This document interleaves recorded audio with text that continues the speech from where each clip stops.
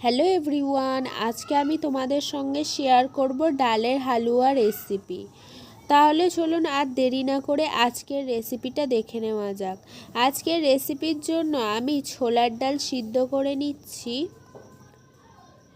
ছোলার ডালটা সিদ্ধ করে নেওয়া হয়ে গেছে। এবারে আমি সিদ্ধ করা ডালটাকে বেটে নিচ্ছি।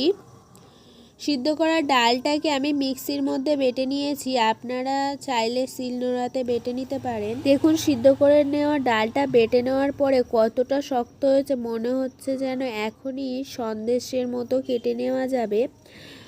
আসলে যখন আমি মিক্সিতে ডালটা সিদ্ধ করা ডালটা বেটে নিচ্ছিলাম, একটুও জল অ্যাড করিনি, অল্প অল্প করে আমি বেটে নিয়েছি ডালটাকে। সিদ্ধ করা ডালটা বেটে নেওয়ার সময় জল অ্যাড করলে হালুয়াটা পাতলা হয়ে যাবে আর সন্দেশের মতো কাটা যাবে না। তারপর হালুয়াটা বানিয়ে নেওয়ার জন্য কড়ার মধ্যে পরিমাণ মতো সাদা তেল দিয়ে সাদা তেলটা ভালোভাবে গরম হয়ে গেলে তার মধ্যে আগে থেকে বেটে রাখা ডালটা দিয়ে ভালোভাবে ভেজে নিতে হবে গরম তেলের মধ্যে ডালটা ভালোভাবে মিক্স করে নেওয়া হয়ে গেলে তার মধ্যে দিয়ে দিচ্ছি স্বাদ মতো নুন আর গোটা গরম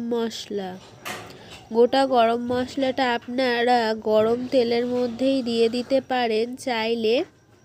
তারপর দিয়ে দিচ্ছি হাফ কেজি চিনি। এখানে হাফ কেজি ছোলার ডালের জন্য হাফ কেজি চিনি লাগবে, আর যদি আপনারা 1 কেজি ছোলার ডাল নেন তাহলে 1 কেজি চিনি লাগবে। আপনারা যারা যেমন মিষ্টি খেতে পছন্দ করেন ঠিক ততটাই চিনি ইউজ করবেন।